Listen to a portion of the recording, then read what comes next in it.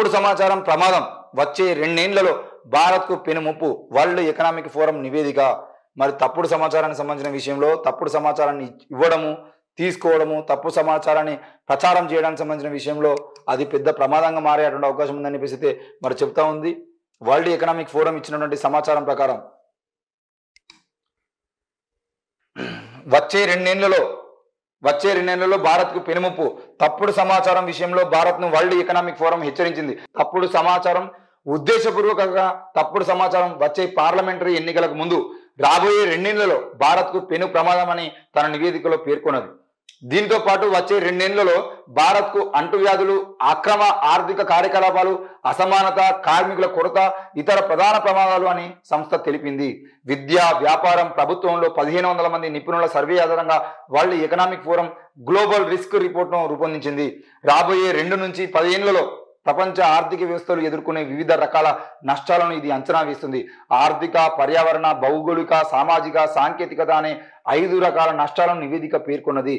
తప్పుడు సమాచారం అనేది సాంకేతిక ప్రమాదాలను ఉపవర్గం.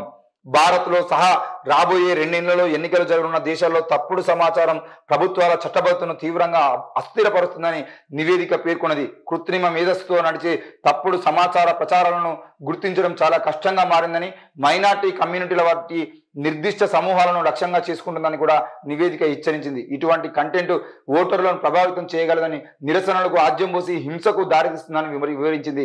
అలాగే ప్రజాస్వామ్య ప్రక్రియల క్షీణతకు దారితీస్తుందని హెచ్చరించింది. విపరీతమైన వాతావరణ సంఘటనలు చాలా దేశాలు ఎదుర్కొనే పెను ప్రమాదంగా ఉంటాయని, దీని తర్వాత భూమి వ్యవస్థల్లో క్లిష్టమైన మార్పులు, జీవ వైవిధ్య నష్టము, పర్యావరణ వ్యవస్థ పతనము, సహజ వనరుల కొరత ఏర్పడుతుందని పేర్కొన్నది. మోడీ పాలనలో దేశంలో ఇప్పటికే తప్పుడు సమాచారం తీవ్రమైన విషయాన్ని సామాజిక కార్యకర్తలు, విశ్లేషకులు చెప్తున్నారు. ఇది భారత్ వంటి అతిపెద్ద ప్రజాస్వామ్య దేశానికి ఏమాత్రం శ్రేయస్కరం కాదని అంటున్నారు. లోక్సభ ఎన్నికలు సమీపిస్తున్న వేళ దేశ ప్రజలు అప్రమత్తంగా ఉండాలని, వాస్తవాలు, అవాస్తవాల విషయంలో అవగాహన కలిగి ఉండాలని సూచిస్తున్నారు. మొత్తానికైతే వరల్డ్ ఎకనామిక్ ఫోరం సంబంధించిన విషయంలో మొత్తం దేశానికి సంబంధించిన విషయం కాకుండా ప్రపంచవ్యాప్తంగా జరిగేటువంటి అరాచకాలు, అన్యాయాలు ఏవైతే ఉంటే వాటన్నిటి చెప్పేటువంటి ప్రయత్నం చేస్తే మరి మోడీ పాలనలో ఈ దేశంలో జరిగేటువంటి ప్రచారం, తప్పుడు ప్రచారం ఏదైతుందో, తప్పుడు సమాచారం ఏదైతుందో దానివల్ల ఎక్కువ నష్టం జరిగేటువంటి అవకాశం ఉంది. మరి రానున్న రోజుల్లో దేశం పతనము, ముఖ్యంగా ఈ అంటే ఏ విషయాలకు సంబంధించిన హింసకు దారితీయడానికి సంబంధించిన విషయంలో కానీ, ముఖ్యంగా మైనార్టీ కమ్యూనిటీలను పూర్తిగా సమూలంగా నిర్వీర్యం చేసేటువంటి ప్రయత్నం చేయడం కోసం ఇవి లక్ష్యంగా పెట్టుకొని మతం పేరుతో రాజకీయం చేసి, మతం పేరుతో మారణకాండ సృష్టించడానికి అవకాశాలు అయితే ఉన్నాయని చెప్పేసి వరల్డ్ ఎకనామిక్ ఫోరం చెప్తోంది. మరి ఇట్లాగే జరిగితే రానున్న రోజుల్లో ఏం జరుగుతుంది?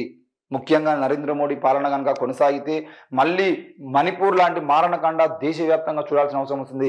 రేపటి రోజున తెలంగాణలో కూడా తప్పకుండా మరి అలాగే జరిగితే రానున్న రోజుల్లో తెలంగాణ, ఆంధ్రప్రదేశ్ ఇట్లా దేశవ్యాప్తంగా జరిగేటువంటి కార్యక్రమాలు ఏమైనా ఉంటాయంటే మొత్తానికైతే ఇక్కడ ఉన్న క్రిస్టియన్ల మీద, ముస్లింల మీద, ముఖ్యంగా నాస్తికుల మీద, అంబేద్కర్ వాదుల మీద ఇట్లా ఎవ్వరు కనబడితే వాళ్ళ మీద తప్పుడు సమాచారం, తప్పుడు ప్రచారం చేయడం.